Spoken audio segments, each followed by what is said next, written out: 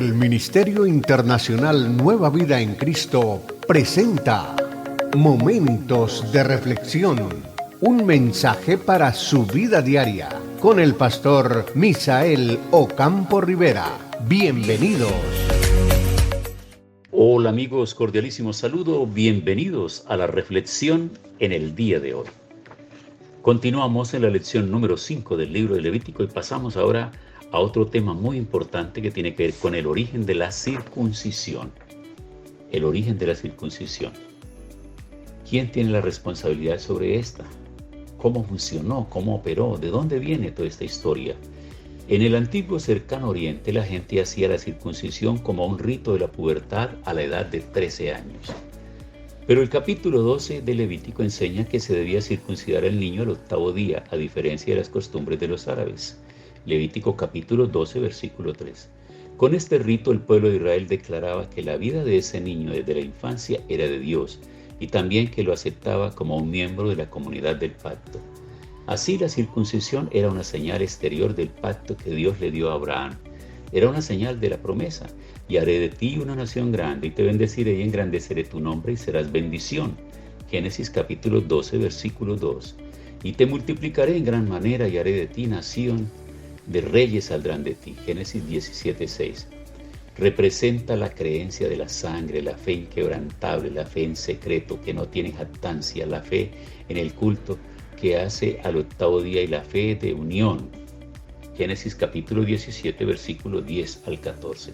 Además, el padre reconoce a su niño como un descendiente del pacto de Dios y lo presenta a Dios.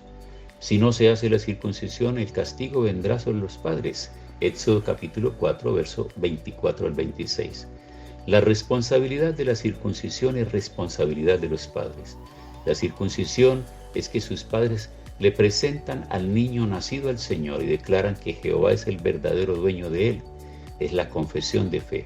Yo crío a este niño como hijo de la fe y del pacto. Así la circuncisión ceremonial dentro de la comunidad judía no es una promesa que tiene menos seguidores, sino una ceremonia que encuentra una propia identidad en la conciencia de ser un hijo del pacto. Por lo tanto, la circuncisión es el rito del orgullo judío y un rito que acepta a los niños en la comunidad judía. El rito de circuncisión es un acto en el que se le acepta como un miembro de la comunidad del culto que se convierte en un hijo de Dios, con una relación de pacto y que Dios se hace el Señor de su vida. Por tanto, los incircuncisos y los gentiles estaban fuera del pacto. Hay varias citas bíblicas para considerar: Jueces capítulo 4, versículo 3, Primera de Crónicas capítulo 10, versículo 4, Isaías 52, 1 y Hechos 10, 45. También el pueblo de Dios, que era aceptado como miembro de una comunidad a través de la circuncisión, estaba obligado a la obediencia voluntaria a la ley. Si el pueblo de Dios no observaba la ley ni vivía bajo la vida del pueblo de Dios, ellos no podían mantener una buena relación con Dios ni podían quedarse en la comunidad. Por lo tanto, la circuncisión no podía separarse como una señal del pacto y de la ley. Jeremías capítulo 4, versículo 4. En Gálatas capítulo 3, versículo 5, Pablo continúa demostrando la diferencia entre el evangelio de la fe y el esfuerzo para ser suficientemente bueno para merecer la bendición de Dios. Dios le dio a los Gálatas el Espíritu Santo y realizó milagros entre ellos. Él lo hizo cuando ellos creyeron a su promesa y no a causa de cualquier bondad de ellos. ¿Qué dijo Pablo acerca del beneficio de la circuncisión? Romanos capítulo 3, versículo 1 al 2. El que fue contado por justicia según la fe y recibió la circuncisión como señal del pueblo de Dios, debe exponerse a la vida del pueblo de Dios. Romanos 4, 11. De lo contrario, a pesar de que ya fuera circuncidado, ya no era pueblo de Dios. Aún recibiendo la circuncisión no habría diferencias con el incircunciso. El argumento entre la circuncisión y la observancia de la ley aparecen en todas las partes de la Biblia, como la palabra de Pablo en Romanos 2:25, pues en verdad la circuncisión aprovecha si guarda la ley, pero si eres transgresor de la ley, tu circuncisión viene a ser incircuncisión. Ahora veamos el tema de la circuncisión y el Nuevo Testamento. Recordemos que estas comparaciones son las que nos traen claridad y marcan la diferencia entre el Antiguo Pacto y el Nuevo Pacto. el pacto de la obra redentora de Cristo en la cruz del Calvario, de cómo la fe, de cómo el pueblo se amplía. Recordemos, en el Antiguo Testamento solo el pueblo judío. En el Nuevo Testamento y para nuestros días, todos los pueblos, todas las razas, todas las naciones, tenemos acceso, hombres de todas las razas y mujeres de todas las razas, tenemos acceso al reino de Dios a través de la obra redentora de Cristo Jesús. Entonces veamos la circuncisión y el Nuevo Testamento. Colosenses en el capítulo 2, versículo 11 al 15. En él también fuisteis circuncidados con circuncisión no hecha a mano, al echar de vosotros el cuerpo pecaminoso carnal en la circuncisión de Cristo, sepultados con él en el bautismo, en el cual fuisteis también resucitados con él mediante la fe en el poder de Dios que le levantó de los muertos. Y a vosotros, estando muertos en pecados y en la incircuncisión de vuestra carne, os dio vida juntamente con él, perdonando todos los pecados, anulando el acta de los decretos que había contra nosotros, que nos era contraria, quitándola de en medio y clavándola en la cruz, y despojando a los principados y a las potestades los exhibió públicamente, triunfando sobre ellos en la cruz. Este pasaje que acabo de leer de Colosenses del capítulo 2, del verso 11 al 15, nos resume a nosotros lo que fue la obra de Cristo en la cruz del Calvario, con ese efecto doble que tiene. Primero, el efecto de traer salvación, sanidad y liberación sobre todo aquel que acepta esta obra. Y en segundo lugar, mostrando cómo el Señor anuló todo el acta de los decretos, todas las culpas que había sobre nosotros, todos nuestros pecados, todo aquello lo trajo y lo clavó en la cruz, pero asimismo despojó a los principados y a las potestades y los exhibió públicamente, triunfando sobre ellos en la cruz.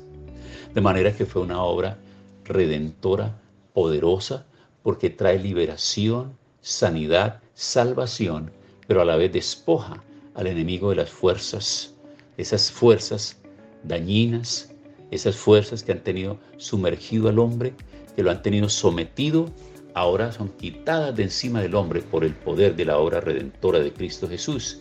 Y todos aquellos que nos acercamos al Señor tenemos ese poder para hacer que todas esas fuerzas desaparezcan de sobre nosotros.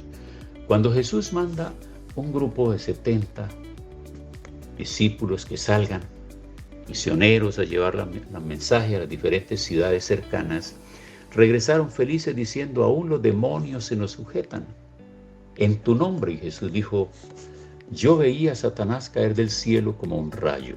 Os doy potestad de hollar serpientes y escorpiones y sobre toda fuerza del mal, y nada os dañará. Pero no se alegren de que los demonios se les sujeten, alégrense de que sus nombres están escritos en el libro de la vida. Y aquí nosotros estamos entendiendo en esa palabra que Jesús le dice a sus discípulos, estamos entendiendo cómo ha sido despojado el enemigo en los principados y sus potestades, y el Señor ha triunfado, y el poder y el triunfo de Cristo en la cruz del Calvario es nuestro triunfo. Por eso nosotros no tenemos por qué temer a fuerzas extrañas, diabólicas, mentirosas, hechicería y todo lo demás. Queda sometido bajo el poder de Dios. Cuando revisamos Colosenses en el capítulo 2, versículo 11, la circuncisión del Nuevo Testamento está mencionada tanto el echar del cuerpo pecaminoso carnal y también la circuncisión de Cristo. Sucede esta circuncisión en el momento de recibir el bautismo con Cristo mediante la fe, es decir, la circuncisión en el Antiguo Testamento se sustituye por el bautismo en el Nuevo Testamento y somos sepultados con Él en el bautismo y también resucitados con Él. Colosenses capítulo 2, versículo 12. A través del bautismo con Cristo se inactiva la capacidad de la ley para acusarnos, porque Cristo es espíritu vivificante, 1 Corintios 15, 45. Y en el Antiguo Testamento se recibía la circuncisión como una señal del pacto del pueblo. El pueblo de Israel debía obedecer la ley continuamente para permanecer en la salvación. Pero en el Nuevo Testamento, el pueblo salvado por la fe formaba una comunidad totalmente libre del poder de la muerte. Esa es la bendición y el privilegio de la comunidad del Nuevo Testamento. Ahora bien, la circuncisión humana que se hacía en el Antiguo Testamento solo se le podía aplicar, obviamente, por obvias razones, solo a los hombres. Entonces, ¿cómo podían las mujeres entrar a formar parte del pueblo del pacto? Entraban a través de la representación de sus hombres. las que tenían su esposo a través de su marido, su esposo, y las que eran solteras y vivían en sus casas a través de su padre. Porque se hacía así, que eran los principales de la familia quienes iban y ofrecían sacrificios a nombre de su familia. Pero qué maravilla, porque en el Nuevo Testamento ya somos individualizados, porque cada uno es responsable de su vida, de su propio corazón, de su mente, de su destino de eternidad. Entonces en el Nuevo Testamento ya la mujer no es representada por el hombre. No, cada mujer tiene que asumir su responsabilidad también e ir delante del Señor y aceptarlo a Él como el Señor y Salvador de su vida. Entonces, como ya no es una circuncisión física, corporal, sino que ahora es algo espiritual, obviamente que el corazón de las mujeres ahora también es liberado de toda carga, de toda presión, de toda inmundicia y de todo pecado.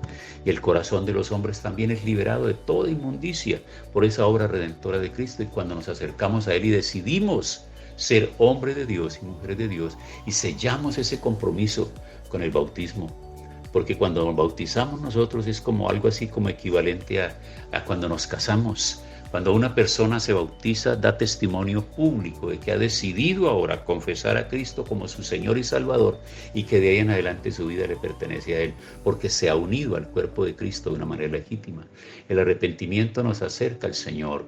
El bautismo nos compromete con Él a una vida de seguir adelante, estudiar, de capacitarnos, de volvernos discípulos activos y llevar este mensaje también a otras personas. Entonces, qué maravilla, ¿verdad? Porque ahora, hombres y mujeres, hemos recibido ese llamado del Señor y formamos parte del pueblo de Dios. Y Dios fortalece nuestras vidas, nos anima y nos da cada día ese poder para permanecer firmes en Él. ¿Qué tal si oramos hoy dando gracias a Dios por esto? Mujeres, ustedes hoy tienen acceso a la presencia del Señor. Ustedes lo pueden hacer, ustedes mismas lean su Biblia, oren de manera personal, oren por su familia, oren por su esposo, oren por sus hijos, transmitan esta palabra de liberación a otras personas, a otras mujeres, a otras personas de la comunidad.